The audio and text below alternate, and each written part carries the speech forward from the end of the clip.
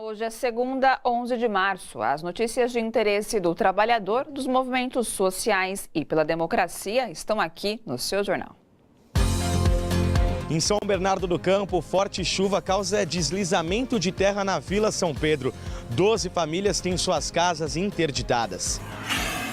Bruno Covas, prefeito de São Paulo, limita o número de transferências do Vale Transporte. No Rio de Janeiro, Rainha do Congo é homenageada com a medalha Tiradentes. PEC da reforma da Previdência pode iniciar tramitação ainda nesta semana na Câmara dos Deputados. Enquanto isso, aqui na Comissão de Direitos Humanos do Senado Federal, o debate segue. Nesta segunda-feira, o tema foi a aposentadoria rural.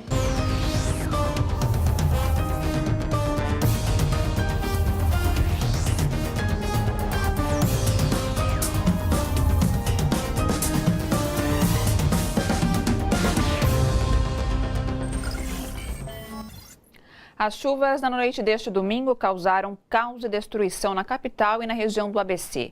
12 pessoas morreram. Na Grande São Paulo, o Corpo de Bombeiros registrou 601 ocorrências de enchentes, 34 quedas de árvores, 54 desabamentos e 3 deslizamentos graves. No ABC Paulista, 9 pessoas morreram, 4 soterradas em Ribeirão Pires, 3 afogadas em São Caetano do Sul, uma em São Bernardo do Campo e uma em Santo André. Os estragos foram grandes em diversos pontos, com bloqueios em rodovias e paralisação dos trens. No bairro do Ipiranga, na capital, pessoas ficaram ilhadas no Central Plaza Shopping. Muita gente, inclusive crianças, passou a noite no local, dormindo em corredores e bancos do segundo andar. No estacionamento, muitos carros foram atingidos pela inundação. Em São Caetano do Sul, a sede da Mercedes-Benz foi invadida pela água. A imagem feita por um operário mostra máquinas ainda funcionando em meio à enchente. Um supermercado também foi inundado no município e mercadorias ficaram boiando. Em Santo André, a Avenida dos Estados se tornou um rio e muitos automóveis foram cobertos pela água. Há relato de ocorrências no bairro de Santa Terezinha, onde um carro caiu dentro do piscinão que transbordou ao lado da Companhia Regional de Abastecimento Integrado, a CRAISA. O motorista ainda não foi encontrado. Este restaurante, em São Bernardo do Campo, ficou completamente alagado. Os clientes saíram pela janela. No outro ponto da cidade, na Vila Vivaldi, moradores foram auxiliados por bombeiros para deixar o local. Alguns improvisaram botes com colchões infláveis. Também em São Bernardo do Campo, a chuva causou deslizamento na comunidade da Vila São Pedro. O repórter Leandro Chaves foi lá conferir.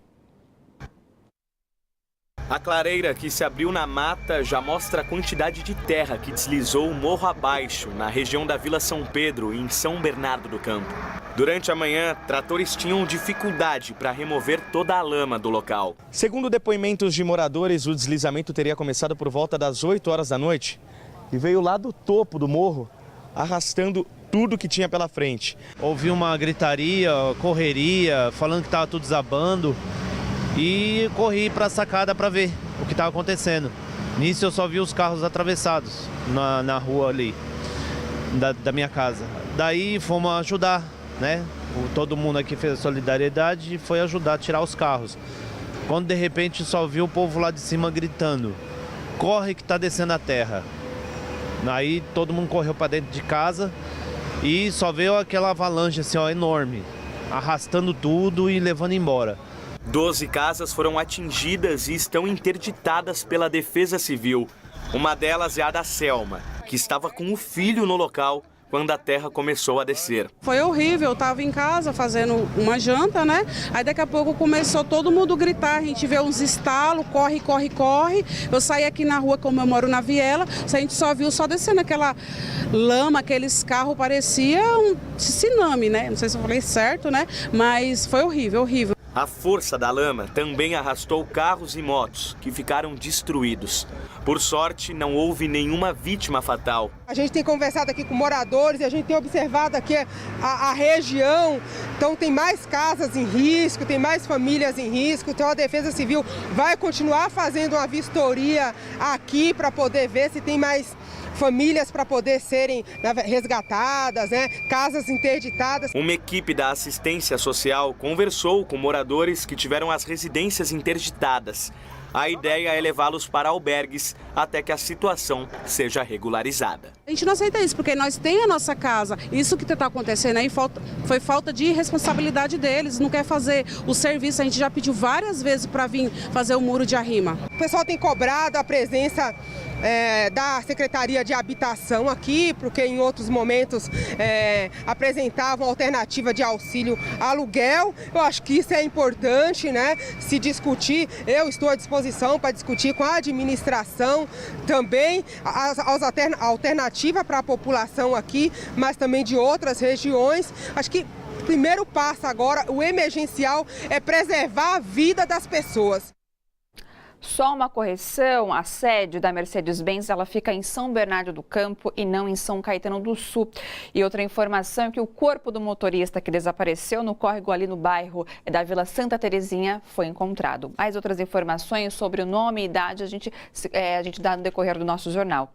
E Mauá também sofreu os impactos da chuva na noite passada. No Jardim Zaira 4, parte de um morro desmoronou e 52 casas foram interditadas pela Defesa Civil. Repórter André de Anocari esteve lá e trouxe relatos de como a vida dos moradores tem sido afetada. Esse é o Jardim Zaira, onde aconteceu o deslizamento de terra, essa casa da Érica. Ô Érica, sua casa acabou virando meio que um ponto de encontro aí para os moradores que estão buscando ajuda, né? Isso. A gente pode ver como é que tá, sendo a rotina de vocês? Pode sim. Ó, então dá licença, estamos entrando aqui na casa da Érica. Todos são moradores aqui? Todos moradores. Esse daqui dá licença. É o meu morador. Tudo bem? Prazer, André Everton. Que a rotina dele mudou radicalmente, por quê? Porque a casa dele tinha sido interditada, porém ele conseguia ter o ir e vir. Certo. Ontem, com o novo deslizamento, ele não consegue mais entrar em casa. Não consegue mais entrar. Tá sendo difícil essa rotina. Tá, porque assim, né, que eu falo, eu tirei a minha esposa e minha filha e eu continuei ficando lá dormindo por causa de furto. Só que a partir dessa madrugada tudo, não tem mais como eu entrar lá. No entanto, graças a Deus eu consegui ajudar alguns moradores a tirar algumas coisas, mas eu mesmo perdi tudo que eu tinha, ficou tudo lá. Você tava aqui quando deslizou? Tava. O que você ouviu na hora? Eu vi um estrondo grande, aí eu saí correndo. Daí, depois que eu saí correndo, deslizou, eu subi correndo para pegar o cachorro. Aí o chão começou a estremecer tudo, trincou as paredes, afundou o chão, aí não tem mais como entrar. Aí começou a minar a água do chão e da parede. Sua casa foi totalmente destruída? Ou... Não, destruída não. Ela rachou tudo e o chão arriou para baixo. E aí começou a minar muita água, tanto da parede do barro, que está no barranco, quanto do chão. Cobriu o acesso da casa. Cobriu o acesso tudinho aqui, ó, não tem mais como ter acesso. Sua casa seria aqui então? Aqui, ó. Aquele muro de tijolo. Isso. Situação aí que tá acontecendo com nós, hein? Como é que tá sendo essa rotina? O morro descendo todo, né? Daí quando morrer alguém, vem alguém aí pra ajudar a gente, né? Enquanto eles vão ver um óbito lá em cima. Quantas pessoas na casa de vocês moram? Ontem só que tava tipo de uma enxurrada numa cachoeira. Eu salvei ontem 4 vídeos que a menina tá grávida. E vai descer eu mais. e minha sobrinha descemos com as crianças no pescoço aqui pra baixo. Porque não tinha ninguém pra me ajudar ontem à noite. E vai descer certo? mais. E vai descer mais. O receio é que aconteça, continua chovendo, inclusive agora, né? Isso. À tarde tá chovendo. socorrendo o morador ali agora, né? O que aconteceu com ele? Eles estão sabendo disso, O que aconteceu com o morador? A terra invadiu. A casa dele? O barraco dele caiu. Agora, isso foi? Agora. Foi. O barraco tá todo caído lá. Ele ainda tá na situação aí que tá difícil. As gestões do prefeito de São Paulo, Bruno Covas, e do ex-prefeito João Dória, atual governador paulista, aplicaram apenas 1/3 da verba destinada ao combate de enchentes na capital. Esse dinheiro deveria ser gasto principalmente em drenagens e monitoramento de enchentes. Hoje, a capital paulista registrou congestionamentos gigantescos com interdição das pistas Expressa e Central da Marginal Tietê e da Avenida do Estado. Das obras de piscinões iniciadas pelo ex-prefeito Fernando Haddad, 15 estão em ritmo lento e 8 foram paralisadas. A gestão tucana culpa o governo federal pela falta de repasses.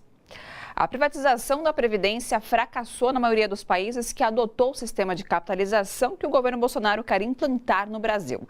A conclusão é de estudo da OIT, a Organização Internacional do Trabalho, divulgado hoje. Conforme o estudo, impactos sociais e econômicos da privatização foram tão negativos que a única saída foi voltar atrás e reestatizar a Previdência, o que aconteceu em países como Argentina, Polônia e Rússia. Aumenta a pressão do governo para a análise da proposta da emenda constitucional da reforma da Previdência. A PEC só deve tramitar após a abertura da Comissão de Constituição e Justiça da Câmara. O governo e a oposição têm até o meio desta semana para indicar os nomes que vão compor o colegiado. A reportagem é de Welson Kalinowski. É nesta quarta-feira, dia 13 de março, a data definida pelo presidente da Casa, deputado Rodrigo Maia, para que se constitua definitivamente a Comissão de Constituição e Justiça e Cidadania da Câmara dos Deputados, cuja presidência vem sendo disputada centímetro a centímetro pela oposição e também pela base governista. É na CCJ que, obrigatoriamente, se inicia a tramitação da PEC da reforma da Previdência. E deter em mãos a pauta do colegiado pode determinar o futuro da proposta no Congresso Nacional. Se aprovada na Câmara, a proposta também deve enfrentar a divisão de forças na CCJ do Senado. Para o senador Paulo Paim, que preside a Comissão de Direitos Humanos e lidera a Frente Parlamentar em Defesa da Previdência, a resistência pode dar certo. Se passar lá, ainda vai para o debate na comissão especial. E lá vai ser um longo debate. Depois vai para um debate no plenário. Tem que votar 2 vezes com 309 votos cada vez. O governo não tem isso. Porque eu não acredito que os deputados e senadores vão entrar naquele balão que já estão dizendo que vão fazer, que vão começar a comprar voto, mas estão dizendo abertamente, na mídia, isso. Não, vamos dar emendas e vamos dar cargos, quanto que eles quiserem.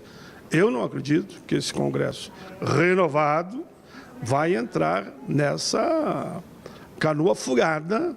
Os debates no colegiado estão adiantados e representantes de movimentos sociais organizados discordam dos argumentos do governo pela reforma. Nesta segunda-feira, a Previdência Rural foi o tema. Para o representante da Confederação Nacional dos Trabalhadores Rurais, Agricultores e Agricultoras Familiares, a CONTAG, a pressão deve ser sobre os parlamentares. Está se promovendo, começando a fazer várias audiências públicas nas câmaras de vereadores, nas assembleias legislativas.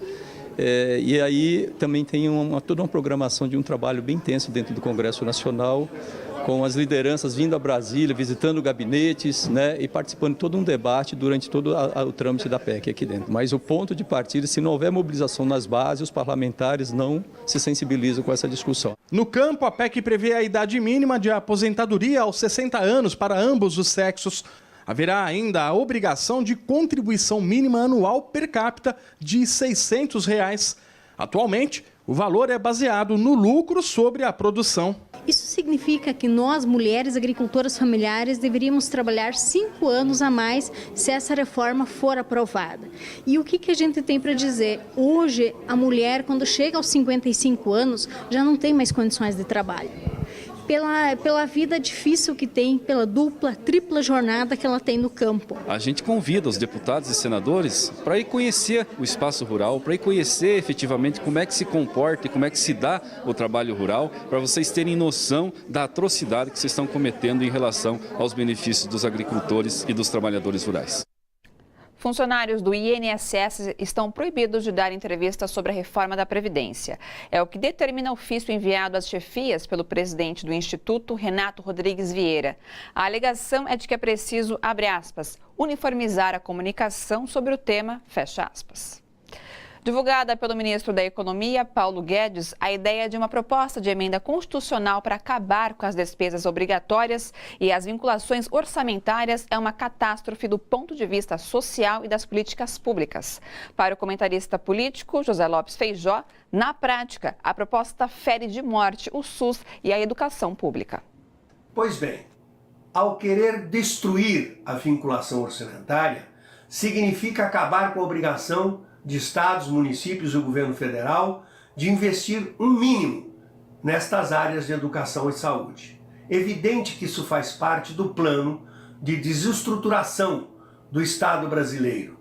Significa que o governo federal, através dessa proposta, quer destruir a educação e a saúde pública, lançando na mão da iniciativa privada definitivamente a prestação desses serviços. Isso não deu certo em nenhum país que se possa dizer um país desenvolvido. A obrigatoriedade de investir em educação e saúde é do Estado.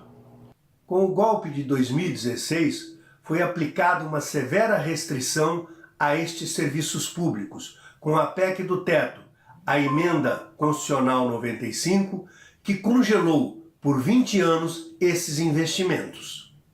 Mas, para Paulo Guedes e Bolsonaro, isso é pouco. Eles querem acabar de destruir o serviço público brasileiro, jogando a população brasileira na mais extrema miséria, através da reforma trabalhista que destruiu direitos da classe trabalhadora, através da reforma da Previdência, que vai empobrecer a população idosa e vai impedir o acesso à aposentadoria, destruindo toda a seguridade social que acompanha a vida laboral de qualquer trabalhador ou trabalhadora ao longo da sua carreira profissional, e agora acabar com os serviços públicos. Ou seja, teremos uma população com emprego precário, sem direito à previdência, sem acesso à saúde e sem acesso à educação.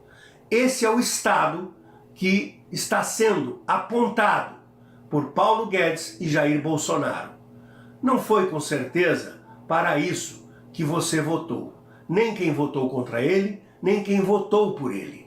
Com certeza a população não aceita este tipo de comportamento destruidor do Estado brasileiro.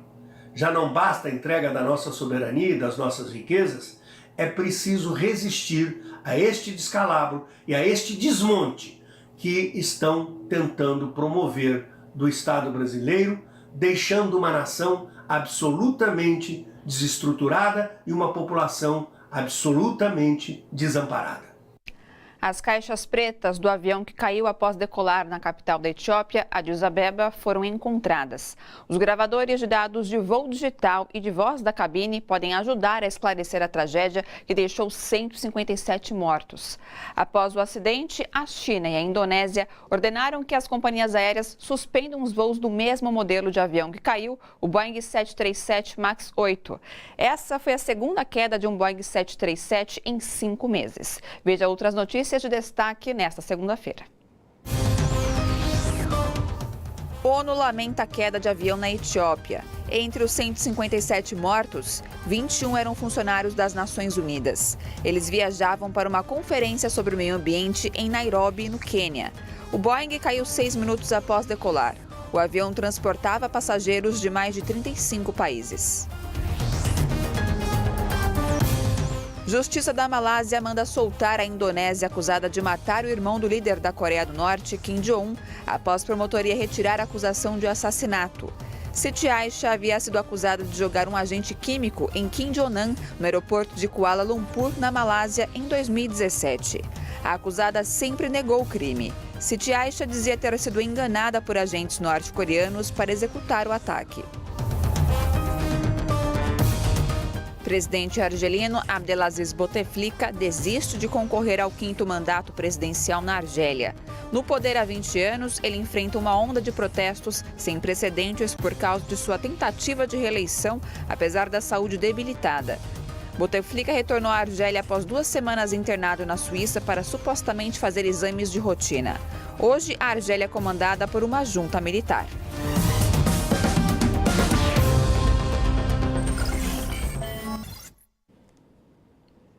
Em clima de luto, porque havia representantes das Nações Unidas no voo que caiu na Etiópia, começou hoje na África mais uma conferência da ONU sobre meio ambiente.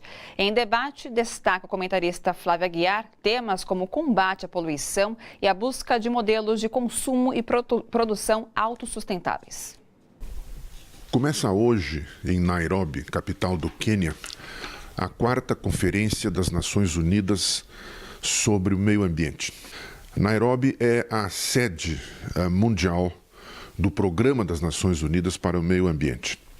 Esta 4ª conferência começa sob o signo do luto, porque 22 funcionários da ONU, pelo menos, que estavam a caminho da capital queniana, morreram no acidente de avião com o Boeing 737 MAX 8, que caiu ao decolar de Addis Abeba, na Etiópia. Aliás, é o segundo acidente com esse tipo de aeronave em poucos meses, o que levou diversas companhias, sobretudo na China, a suspenderem todos os voos até segunda ordem com esse tipo de aeronave. O outro avião caíra em outubro na Indonésia. Em ambos os acidentes morreram todos os ocupantes, 189 no primeiro e 157 no segundo. A conferência da ONU, aberta sob o sinal de luto, como eu disse, tem por tema soluções inovadoras para os desafios ambientais e um consumo e produção autossustentáveis. Os temas dessa conferência são variados. Por exemplo, eles vão abordar também temas ligados à produção de alimentos e também de migração. Um dos subtemas que vai ser discutido também é a relação entre pobreza e poluição no planeta, além da administração sustentável de recursos naturais, né? Também da produção de alimentos, segurança alimentar e a diminuição de perdas em matéria de biodiversidade e também de alimentação. Claro que existem temas correlatos como produção autossustentável de energia, administração de dejetos e de lixo e também as mudanças tecnológicas muito rápidas no que estamos vivendo e a sua relação possível com o desenvolvimento autossustentável. É uma gama de tema muito ampla e que mostra, sobretudo, o desejo das Nações Unidas de fazer uma abordagem compreensiva desses temas, interligando vários temas que muitas vezes são vistos separadamente, como segurança alimentar, junto com pobreza, junto com inclusive a relação disso com o aquecimento global, né, e outras causas ambientais necessárias do nosso tempo. Flávia Aguiar, para a TVT, direto de Berlim. Daqui a pouco, Jair Bolsonaro divulga fake news contra a jornalista. Você vai ver já já.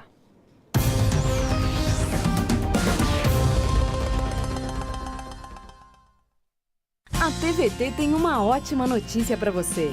É que a gente acabou de fechar uma parceria com uma grande rede de distribuição de remédios de uso diário e perfumaria também. E o melhor, preços que cabem no seu bolso e comodidade. É só fazer o seu pedido pelo site bomparatodos.net ou no WhatsApp, que em pouquíssimo tempo tudo chega na sua casa, rapidinho. É bom para você, é bom para todos. Parceria tem nome, bomparatodos.net. Olá, pessoal, uma excelente noite a todos e a todas e vamos aos comentários. Eu leio da Tereza Abate ou Abaf. Bom, uma vergonha é inaceitável a atitude desses governantes de São Paulo. O povo ainda não acordou? E o Valmir Moraes participou escrevendo: nada tira a responsabilidade das prefeituras da Grande São Paulo que não fazem sua parte sobre enchentes e deslizamentos. Eduardo Selga participou aqui com a gente.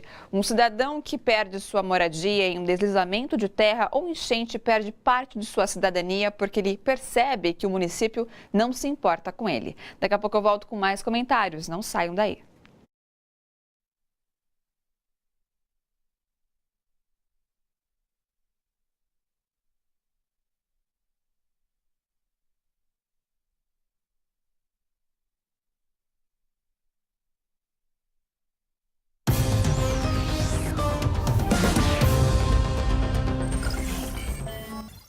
Trabalhador da periferia é o mais afetado pelas mudanças no bilhete único e Vale Transporte aprovadas pelo prefeito Bruno Covas. Você sabe como funciona o sistema de passagens de ônibus em São Paulo? Se sabe, esquece, porque o prefeito Bruno Covas mudou todas as regras sem nenhum tipo de diálogo com a população. Desde o início do mês, as transferências do Vale Transporte foram limitadas a 2 embarques. Ele altera a dinâmica do bilhete único, especialmente no que diz respeito ao Vale Transporte.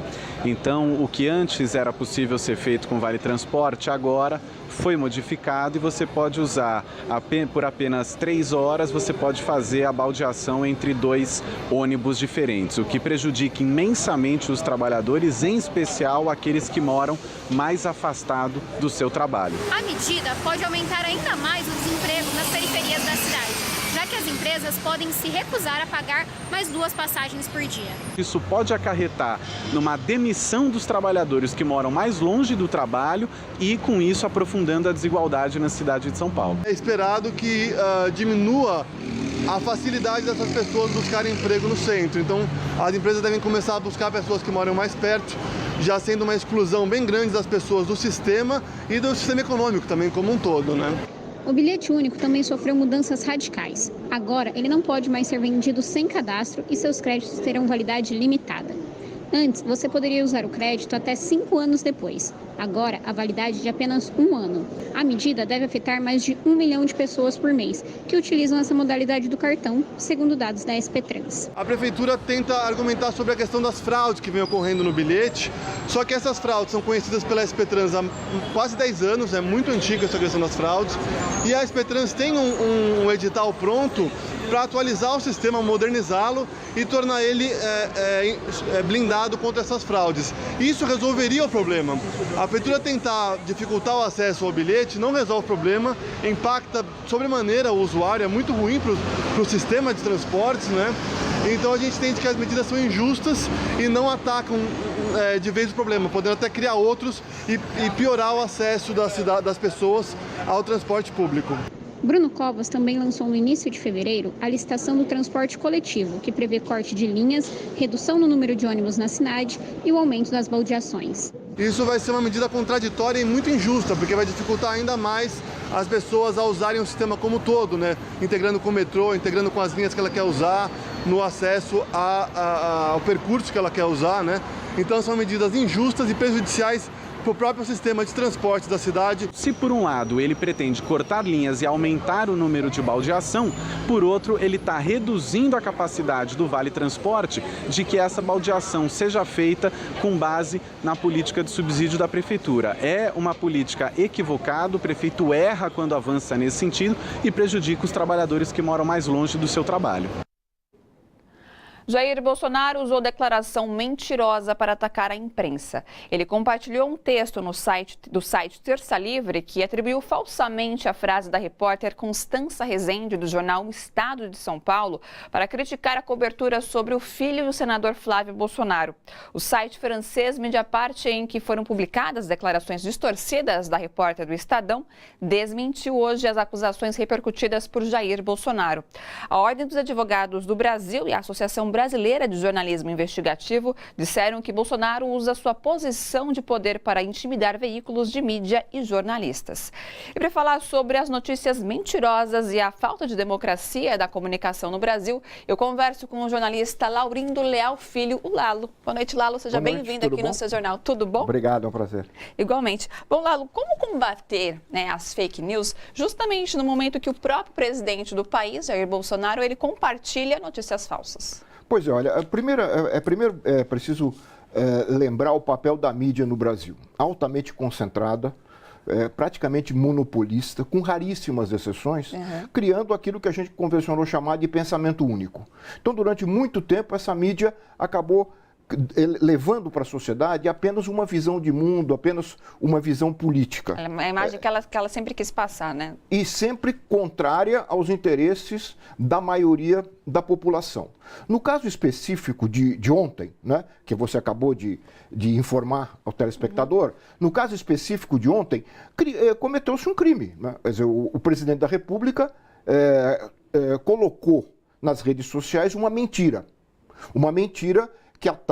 que atinge não apenas a reputação da jornalista, mas a própria empresa na qual ela trabalha. Eu acho que isso tem que ser repudiado de todas as formas. Agora é preciso lembrar, não para desculpar o Bolsonaro, mas para caracterizar e contextualizar melhor o problema, que esse mesmo veículo que hoje é atacado pelo presidente foi um dos artífices do golpe contra a presidenta Dilma. Não só esse, mas outros veículos. E nós temos hoje este senhor na presidência da República porque os meios de comunicação hegemônicos no Brasil criaram todas as circunstâncias, todas as condições para que isso acontecesse. Eles, claro, não esperavam que acabariam sendo vítimas desse processo, como estão sendo. Aliás, isso não é novidade no Brasil. Os mais velhos e aqueles que leram um pouco devem se lembrar que a mídia brasileira apoiou o golpe de 64. Né? Os jornais pediam a queda do presidente João Goulart todo dia. E conseguiram derrubar o presidente. Mas bastou alguns meses, um ano, para eles serem censurados pelo governo militar. Infelizmente, é uma história que não é nenhuma novidade do Brasil e está se repetindo. Aqueles que foram os algozes dos governos populares agora são vítimas daqueles que eles levaram ao poder. Só para explicar melhor e deixar claro isso, a mídia brasileira, ela sempre apoiou candidatos de centro-direita. Quer dizer, o candidato à presidência da República era o ex-governador de São Paulo do PSDB. Esse não emplacou, então eles não conseguiram fazer o candidato deles e caíram nas mãos desse senhor de extrema-direita. Quer dizer, nós devemos condenar de todas as formas esse ato mentiroso do presidente da República, mas também devemos lembrar que há muita culpa para que isso acontecesse das próprias vítimas de hoje. No caso, isso seria uma desqualificação do jornalismo? Você acredita que isso seria uma forma do Bolsonaro desqualificar o jornalismo? Claro, e na verdade também não é algo novo no Brasil, nem é uma jabuticaba. Na verdade ele segue jabuticaba porque não é só aqui no Brasil que acontece isso. Ele segue claramente a linha, não com a mesma competência, mas de qualquer forma ele segue a mesma linha do presidente dos Estados Unidos, Trump, sem dúvida alguma, né? Atacando, porque também nos Estados Unidos a mídia estava muito mais próxima nas eleições à candidata democrata, né? Hillary Clinton, é mais ou menos a mesma situação. Perdeu a eleição e o Trump passa a atacar a mídia de uma forma bastante violenta. O Bolsonaro tenta repetir isso, tenta trazer esse processo para o Brasil, né? Atacando a mídia como se a mídia fosse inimiga dele. Você acha que é um movimento orquestrado? Acaba sendo um movimento orquestrado? Não, é um movimento altamente orquestrado. A eleição do Bolsonaro, ela foi estruturada do ponto de vista da comunicação por Steve Bannon, que trabalhou na campanha do Donald Trump nos Estados Unidos. Então, quer dizer, esse não é um processo que caiu do céu. Né? É um processo que tem raízes internacionais, porque a eleição de um candidato como ele, como aconteceu, interessa aos grandes, interessa aos grandes grupos internacionais, né?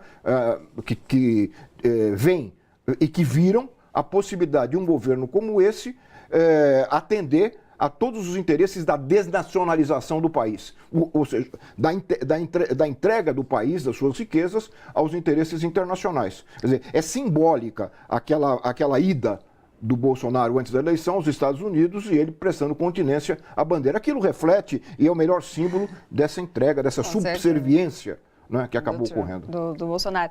Bom, Lalo, nas suas mãos está o seu livro que vai ser lançado nesta semana, né? O Mídia Descontrolada, episódios da luta contra o pensamento único. Na verdade, é uma coletânea. Amanhã, quarta-feira. Dia 13 aqui de março. Dia 13.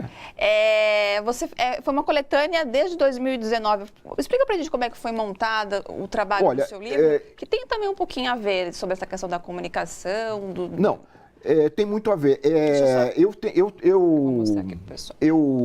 tenho publicado na Revista do Brasil, mensalmente, já desde 2006, artigos sobre mídia, fazendo uma análise crítica da mídia brasileira.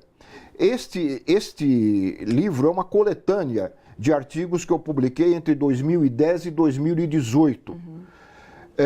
E tem como subtítulo Episódios da luta contra o pensamento único.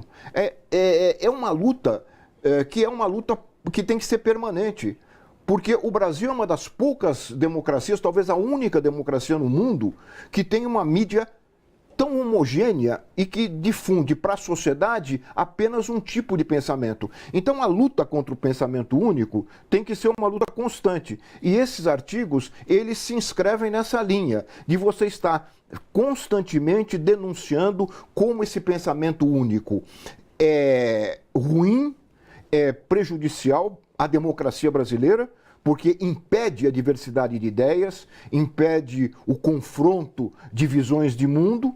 Então, esses artigos fazem parte, são artigos que têm, muitos deles, referências teóricas, mas, na verdade, o que mais importante neles é que são textos de combate. São textos políticos, né? Numa área muito pouco politizada do ponto de vista crítico, como é a comunicação. Justamente por haver um pensamento único, há muita timidez, até dos acadêmicos, até da universidade, em fazer a crítica da mídia.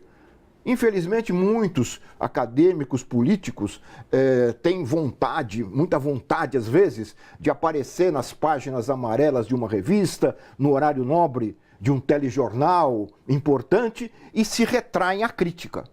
Por isso que eu insisto nessa ideia de que esses textos são textos de combate, são textos críticos e que têm como referência, muitos deles, a própria Constituição brasileira, que no capítulo da comunicação social estabeleceu uma série de normas para funcionamento da mídia no Brasil. E nenhum desses artigos foi transformado, ou pouquíssimos desses artigos foram transformados em lei. Quer dizer, basta lei. Basta lei, não é para fazer nenhuma grande revolução, é para colocar em vigor aquilo que diz a Constituição, nós já avançaríamos na democratização dos meios. Lalo, então, o lançamento do livro A Mídia Descontrolada é na quarta-feira, dia 13 de março, na Livraria da Vila. Na Livraria da Vila, aqui em São Paulo, na rua Fradique Coutinho, 915, das 6h30 da tarde, das 6h30 às 9h30.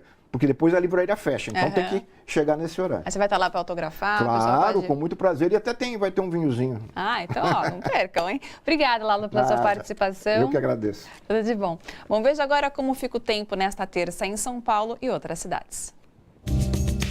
O sol aparece entre muitas nuvens nesta terça-feira em São Paulo. Máxima de 29 graus e mínima de 20. Chove forte em algumas áreas. Umidade relativa do ar em média de 70%.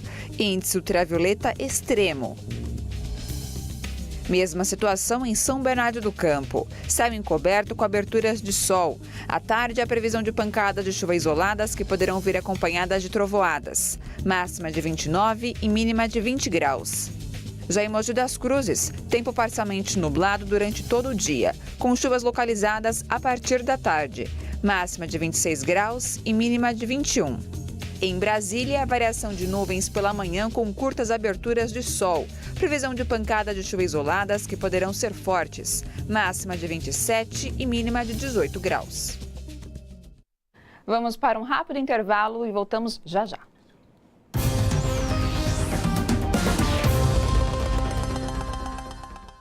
A TVT tem uma ótima notícia para você. É que a gente acabou de fechar uma parceria com uma grande rede de distribuição de remédios de uso diário e perfumaria também. E o melhor, preços que cabem no seu bolso e comodidade. É só fazer o seu pedido pelo site bomparatodos.net ou no WhatsApp, que em pouquíssimo tempo tudo chega na sua casa, rapidinho. É bom para você, é bom para todos. Parceria tem nome, bomparatodos.net. Pessoal das redes sociais, voltei com os comentários e eu leio do Wilson Antônio da Silva. Ainda tem gente que acredita nesse governo, mesmo desempregado e passando fome. A Isabel Cristina, a grande mídia está sofrendo com o próprio veneno com o qual manipulou esse povo desinformado. Não saiam daí que daqui a pouco eu volto com mais comentários.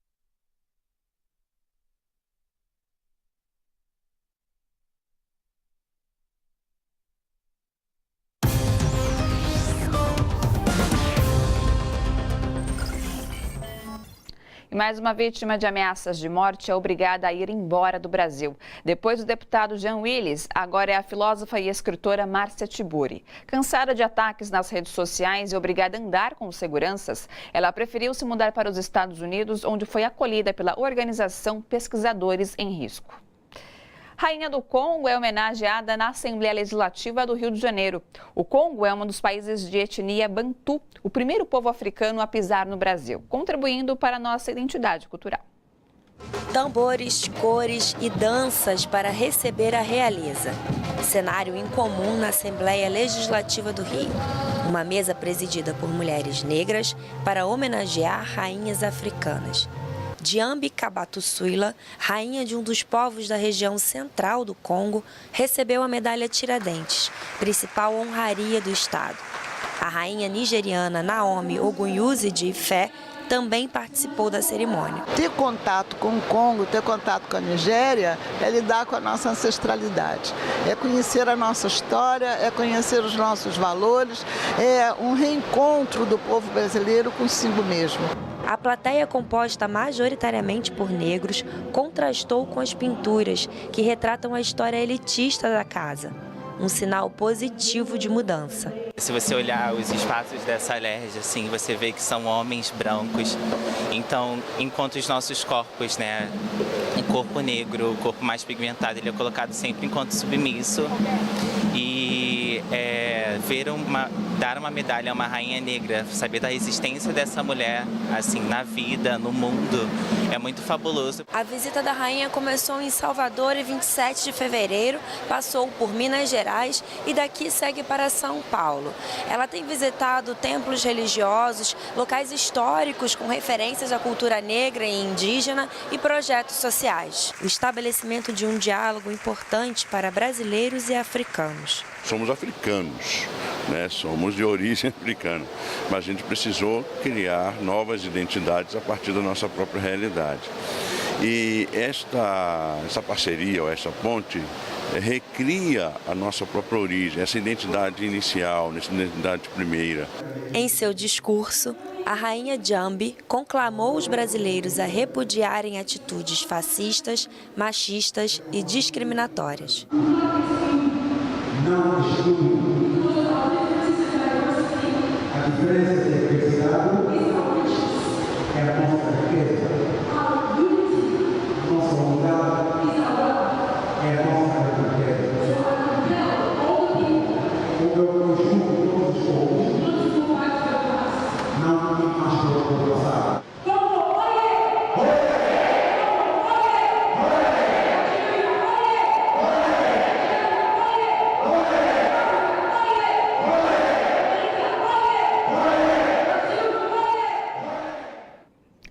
A administradora do perfil República de Curitiba no Facebook, a jornalista Elisângela Machado dos Santos de Freitas, repassou para o marido 59% da verba pública que recebeu para fazer a campanha deputada federal.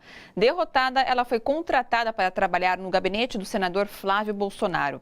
De acordo com o jornal Folha de São Paulo, Elisa, que se apresentava como a federal do Bolsonaro no Distrito Federal, recebeu R$25 mil e sua maior despesa, R$14.900, foi com o próprio marido, o engenheiro Ronaldo Robson de Freitas. Ele foi supostamente contratado para serviços de coordenação de campanha eleitoral, locação de equipamento para gravação de vídeo e serviço de divulgação de campanha.